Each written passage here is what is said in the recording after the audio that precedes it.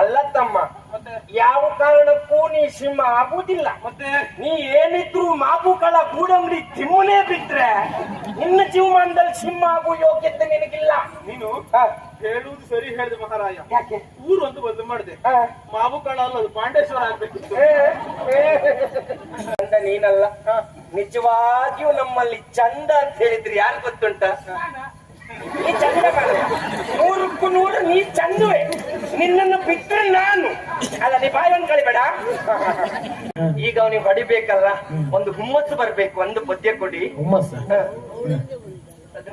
ಇಲ್ಲ ಅಂತ ಇಲ್ಲ ಪದ್ಯ. ನೀವು ಸುಳ್ಳು ಅಂತ ಹೇಳಿ. ಸುಳ್ಳು ಹಾಗಲ್ಲ, ನಿಮ್ಮ ಮಸ್ತಕದಿಂದ ಪುಸ್ತಕಕ್ಕೆ ತೆಗೆದು ಆಮೇಲೆ ನಿಮ್ಮ ಬಾಯಿಂದ ಹೇಳಿ, ಆಮೇಲೆ ನಿಮ್ಗೆ ಎಂತಾದ್ರೂ ಕೊಡ್ತೇನೆ ನಾನು. ಕೊಡ್ತೀಯಾ? ಒಂದು ಜೋಡಿನ ಪದ್ಯ ಕೊಡಿಯೋ. ಜೋರ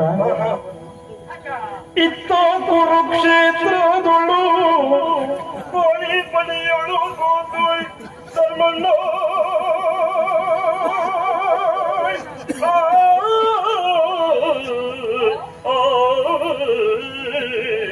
ಎಂತ ನಮ್ಮ ಕುಟುಂಬದ ಬಾದ್ರೆ ಭಾಗವತ ಎಂತದ ಬೇಡ, ಒಂದು ಒಳ್ಳೆ ಬೆಂಕಿನ ಪದ್ಯ ಕೊಡಿ.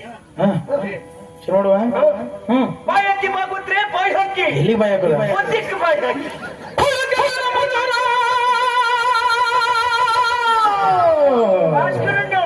ನೀವು ಪೋಂಕ್ ಮಾಡಿ, ಶಿವಣ್ಣ ನೀವು ಲೈಕ್ ಮಾಡಿ, ಆಮೇಲೆ 3 ಜನರಿಗೆ ಸೇರಿಸಿ ಕೊಡ್ತೀಯ. ಕೊಡ್ತೆ.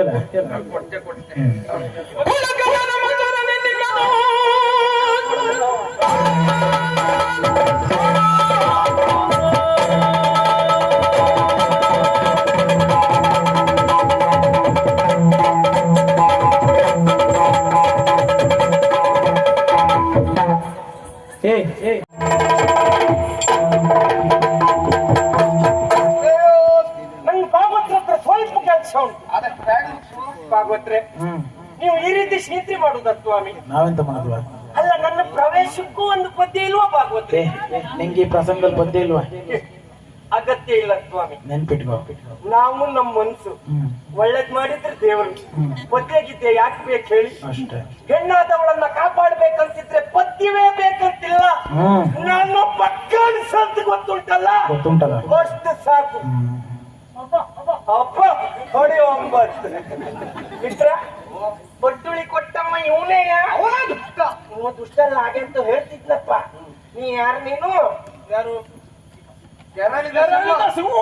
ಅಲ್ಲ ತಮ್ಮ, ಯಾವ ಕಾರಣಕ್ಕೂ ನೀ ಸಿಂಹ ಆಗುವುದಿಲ್ಲ. ಮತ್ತೆ ನೀ ಏನಿದ್ರು ಮಾಬುಗಳ ಗೂಡಂಗಡಿ ತಿಮ್ಮನೆ ಬಿಟ್ರೆ ನಿನ್ನ ಜೀವಮಾನದಲ್ಲಿ ಸಿಂಹ ಆಗುವ ಯೋಗ್ಯತೆ ನಿನಗಿಲ್ಲ. ನೀನು ಹೇಳುವುದು ಸರಿ ಹೇಳಿದೆ ಮಹಾರಾಯ. ಯಾಕೆ? ಊರು ಒಂದು ಬದಲು ಮಾಡಿದೆ. ಮಾಬುಕಳ ಅಲ್ಲ, ಅದು ಪಾಂಡೇಶ್ವರ ಆಗ್ಬೇಕಿತ್ತು. ಅವಳ ರಕ್ಷಣೆಗೆ ಬಂದವ ಧರ್ಮಣ್ಣ. ನೀ ಯಾರು ಅಂತ ಕೇಳೋದು? ಒಳಗೆ ಸಂಬಂಧ, ಅವಳಿಗೆ ಸಂಬಂಧ. ನೀ ಅಣ್ಣದ ಅವಳದ್ದು ತಮ್ಮನ? ಅದೆಲ್ಲ ಗಂಡ ಕಾಡುದು. ನೀ ಚಿಕ್ಕಪ್ಪನ ಅಜ್ಜಿದಾನ? ಅಜ್ಜಿ ತರ ತೋರ್ಸ್ನ. ನಿಂಗೆ ಈಗ ಸಂಬಂಧ ಬೇಕು. ಏನ್ ಸಂಬಂಧ ಹೇಳು? ಊರಿಂಗೆ ದಾರಿಯನ್ನು 6 ತೋರಿದರೇನು, ಸಾರಾಯದ ಇರವ ತೋರುವ ಗುರು ಆರಾದರೇನು. ಗಂಡ ಪ್ರಕರಣ ಇಷ್ಟ ಹಾಳಾದದ್ದು. ಹೇಳು, ಎಲ್ಲಿ ಸಿಗ್ತದೆ? ಅದಲ್ವ, ಒಬ್ಬಳು ಹೆಣ್ಣಾದವಳ ಮಾನವನ್ನ ಕಾಪಾಡಬೇಕಂತಿದ್ರೆ ಅಣ್ಣನೋ ತಮ್ಮನೋ ಬಂಧುವೋ ಬಳಗವೋ ಆಗಬೇಕಂತಿಲ್ಲ. ಸನಾತನವಾದಂತ ನಮ್ಮ ಹಿಂದೂ ಸಂಸ್ಕೃತಿಯಲ್ಲಿ ಹುಟ್ಟಿರುವ ಯಾವನೇ ಒಬ್ಬ ಗಂಡು ಮಗನಾದರೂ ಸಾಕಾಗ್ತದೆ, ನೆನಪಿಟ್ಕೋ. ಓಹೋ, ನೀನೀಗ ಅವಳನ್ನು ಕಾಪಾಡ್ಲಿಕ್ಕೆ ಬಂದವ? ಹೌದೌದು. ನೀ ಬಂದದ್ದು ಹೇಗಾಯ್ತು ಗೊತ್ತುಂಟ? ಅಲ್ಲ, ನಿನ್ನದೀಗ ಒಂದು ಚಂದದ ರೂಪ. ಯಾವ ಹೆಣ್ಣು ಮಕ್ಕಳನ್ನು ಬೇಕಾದ್ರೂ ನಾ ಹೋಗಿ ಮಾತಾಡ್ತೇನೆ ಅಂತ ಹೇಳುದ? ನಿಜವಾಗಿಯೂ ಚಂದ ನೀನಲ್ಲ, ನಿಜವಾಗಿಯೂ ನಮ್ಮಲ್ಲಿ ಚಂದ ಅಂತ ಹೇಳಿದ್ರಿ ಯಾರು ಗೊತ್ತುಂಟ? ನೀ ಚಂದ ಕಾಣ, 100ಕ್ಕೂ 100 ನೀ ಚಂದುವೆ. ನಿನ್ನನ್ನು ಬಿಟ್ಟರೆ ನಾನು ಅಲ್ಲ. ನೀ ಬಾಯಿ ಒಂದ್ ಕಳಿಬೇಡ. ನಿಜವಾಗಿಯೂ ನಮ್ಮಲ್ಲಿ ಚಂದ್ರ ಅಂದ್ರೆ ಯಾರು ಗೊತ್ತುಂಟ? ಇಲ್ಲಿ ನೋಡ, ನನ್ನ ಮಿತ್ರ ಶ್ರೀಗಂಧ. ನೀವೆಲ್ಲ ಈ ಕೆಂಪು ಕಣ್ಣು ಮಾಡ್ಕೊಂಡು ರಾತ್ರಿ ಮಾತ್ರ ಮನ್ಮಥರು. ಓಹೋ, ನನ್ನ ಮಿತ್ರ ಹಾಗಲ್ಲ.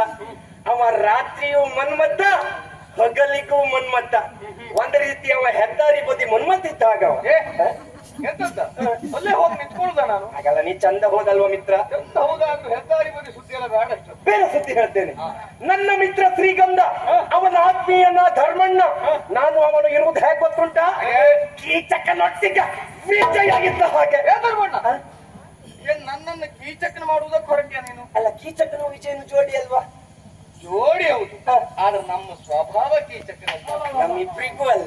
ಒಂದು ದಿವಸ ಆದ್ರೂ ಆ ಕೀಚಕನ ಸ್ವಭಾವ ತೋರಿಸಿದ್ರೇನ ನಾನು? ಒಂದು ದಿವಸವೂ ನೀ ತೋರಿಸ್ಲಿಲ್ಲ. ರಾಮನದ್ದೇ ಸ್ವಭಾವ ಹೌದು. ಅಲ್ವಾ? ನಿನಗೆ ಉದಾಹರಣೆ ಕೊಡುವ ಮನಸ್ಸಿದ್ರೆ ಕೀಚಕನ ಒಟ್ಟಿಗೆ ವಿಜಯ ಹೀಗೆಲ್ಲ ಬೇಡ. ಮತ್ತೆ ಯಾಕೆ ಕೊಡ್ಲಿ? ರಾಮನ ಒಟ್ಟಿಗೆ ಹನುಮಂತಿದ್ದಾಗೆ. ಹಾ, ರಾಮನೊಂದಿಗೆ ಹನುಮನಿದ್ದ ಹಾಗೆ ಸರಿಯಾಗ್ತದೆ ಅದು. ಯಾಕೆ? ನೀ ಪ್ರವೇಶ ಮಾಡಿ ನೋಡಿದ್ರೆ ಹನುಮನ ನೋಡಿದ ಹಾಗೆ ಆಗ್ತಾ ಇತ್ತು. 100ಕ್ಕೆ 100 ಹೌದು. ಆ ಹನುಮನ ಭಕ್ತನೂ ಹೌದು, ಹನುಮನ ಆರಾಧಕನೂ ನಾ ಹೌದು. ಅದಕ್ಕೆ ಅಲ್ವೇನು ಕೋಟ್ಯಾಂತರ ಮಂದಿ ಹನುಮನ ಆರಾಧಕರು ಭಕ್ತರು ಇದ್ದ ಕಾರಣ ಮೊನ್ನೆಯಷ್ಟೇ ನಮ್ಮೆಲ್ಲರ ಹೃದಯ ಸಿಂಹಾಸನದಲ್ಲಿ ಏರಿರುವ ಆ ಪ್ರಭು ಶ್ರೀರಾಮನ ಭವ್ಯ ಮಂದಿರ ಎನ್ನುವುದು ಅಯೋಧ್ಯೆಯಲ್ಲಿ ನಿರ್ಮಾಣಗೊಂಡದ್ದು. ಅದಕ್ಕಾಗಿ ಇಷ್ಟು ಕೆಲಸ ಮಾಡ್ತಾ ಇದ್ದೇನೆ. ಹೌದಾ? ಹಾಗಾಗಿ ಹೇಳು. ಇವನಿಗೆ ಆ ವಿಷಯ ಎಲ್ಲ ಹೇಳಿದ್ರೆ ಎಲ್ಲ ಅರ್ಥವಾದಿತ್ತು. ಯಾಕೆ? ರಾಮನೂ ಇಲ್ಲ, ರಾಮಾಯಣವೂ ಇಲ್ಲ, ಹೇಳು ಜಾತಿಯವರು ಅವರು. ನಾವು ಕೆಲವೊಂದಷ್ಟು ಆದರ್ಶ ಇಟ್ಕೊಂಡೇ ಓಡಾಡು ತಪ್ಪ. ಹಾಗಾಗಿ ಒಂದು ಕೆಲಸ ಮಾಡು, ಅದ್ರ ಬಗ್ಗೆ ಪ್ರಶ್ನೆ ಮಾಡಿದ ಒಂದು ವಿಮರ್ಶೆ ಉಂಟು. ಮತ್ತೆ ವಿಮರ್ಶೆ ಅಲ್ಲ, ಮಾಡಿದ್ದು ತಪ್ಪಾಯ್ತೆನ್ನುವುದಾಗಿ ಅವಳ ಕಾಲಿಗೆ ಬೀಳು, ಆಮೇಲೆ ಇವನು ಕಾಲಿಗೆ ಬೀಳು. ಮುಚ್ಚೊತ್ತಿದ್ರು ನನ್ನ ಕಾಲಿಗೂ ಬೀಳು. ನಿನ್ನ ಕಾಲಿಗೆ ನಾನು ಅಲ್ಲ ಮಹಾರಾಯ, ಅದೆಲ್ಲ ಬಿಡು. ನಿನಗೆ ನನ್ನನ್ನು ನೋಡಿದಾಗ ಹೆದರಿಕೆಯೂ ಆಗುದಿಲ್ಲ ಮಹಾರಾಯ? ಯಾವುದು ಹೆದರಿಕೆ? ಒಂದು ಮಾತು ಹೇಳ್ತೇನೆ, ನೆನ್ಪಿಟ್ಕೋ. ಹೆದರುವವರು ಹಲವರು, ಹೆದರಿಸುವವರು ಕೆಲವರು, ಹೆದರುತ್ತಾ ಬಾಳುವವರು ಮೂರ್ಖರು, ಹೆದರಿಕೆಯನ್ನೇ ಮೆಟ್ಟಿ ನಿಲ್ಲುವವರು ನಮ್ಮ ಗುಣಿಯವರು. ಇಲ್ಲಿಗೆ ಬಂದ್ರ ಮೇಲೆ ಹೆದರುವ ಪ್ರಶ್ನೆಯೇ ಇಲ್ಲ.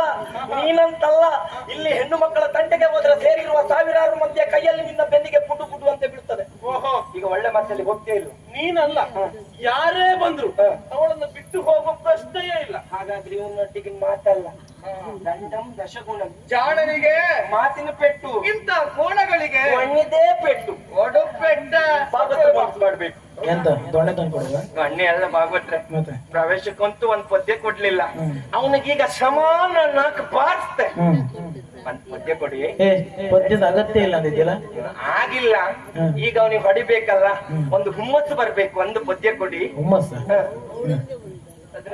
ಇಲ್ಲ ಅಂತ ಇಲ್ಲ ಪದ್ಯ. ನೀವು ಸುಳ್ಳು ಅಂತ ಹೇಳಿ. ಸುಳ್ಳು ಆಗಲ್ಲ, ನಿಮ್ಮ ಮಸ್ತಕದಿಂದ ಪುಸ್ತಕಕ್ಕೆ ತೆಗೆದು ಆಮೇಲೆ ನಿಮ್ಮ ಬಾಯಿಂದ ಹೇಳಿ, ಆಮೇಲೆ ನಿಮ್ಗೆ ಎಂತಾದ್ರೂ ಕೊಡ್ತೆ ನಾನು. ಕೊಡ್ತೀಯಾ? ಒಂದ್ ಜೋಡಿನ ಪದ್ಯ ಕೊಡಿ. ಜೋರ ಇತ್ತ ಕುರುಕ್ಷೇತ್ರದೊಳು ಕೋಳಿ ಪಡೆಯಳು ಧರ್ಮಣ್ಣ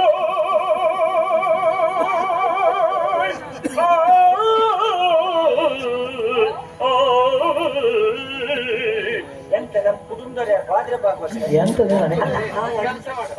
ಇಬ್ರು ಒಟ್ಟಾಗಿ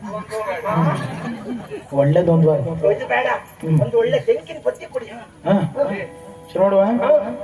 ಬಾಯಿ ಹಾಕಿ ಬಾಗುತ್ರೆ ಬಾಯಿ ಹಾಕಿ, ಎಲ್ಲಿ ಬಾಯ್ ಹಾಕೋದ? ಪದ್ಯಕ್ಕೆ ಬಾಯಿ ಹಾಕಿ.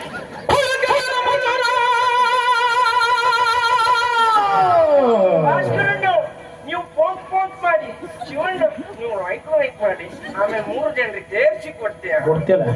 ಕೊಡ್ತೆ.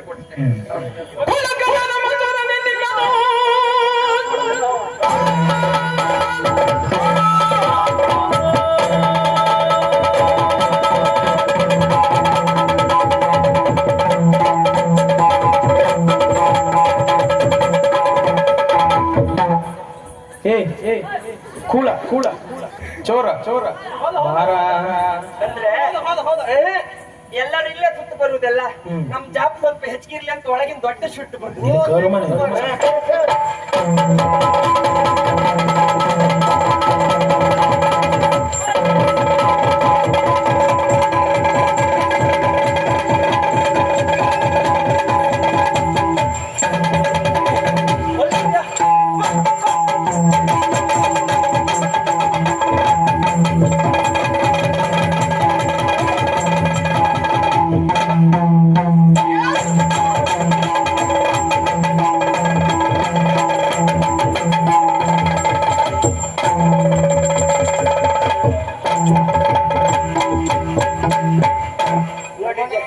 ಅವನನ್ನ ಹಿಡಿತ ಕುತ್ತಿರಿಸಿಕೊಂಡು ನೀವು ಹೊಡೆದು ಓಡಿಸ್ಲಿಕ್ಕೆ ಆಯ್ತು.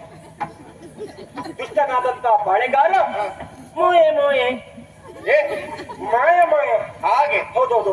ಹಾಗಂತ ಇವ ಎಷ್ಟೊತ್ತಿ ಬರ್ತಾ ಅಂತ ಹೇಳಿಕ್ಕೆ ಆಗುದಿಲ್ಲ. ಅವ ಎಲ್ಲಿ ಹೋಗ್ತಾ ಏನ್ ಮಾಡ್ತಂತ ಸರಿ. ನೀನ್ ಎಂತದೋ ಹೇಳಿದ್ದಲ್ಲ ಅವರಿಗೆ, ಎಂತದೋ ಹೇಳಿದ್ರೆ ಎಂತದೋ ಕೊಡ್ತೆ ಅಂತ.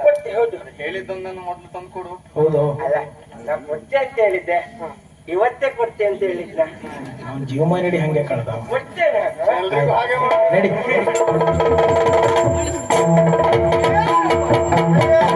ನೋಡಿದೀಯ ನನ್ನ ಸ್ಥಿತಿ ಹೇಗಾಯ್ತು ಅಂತ.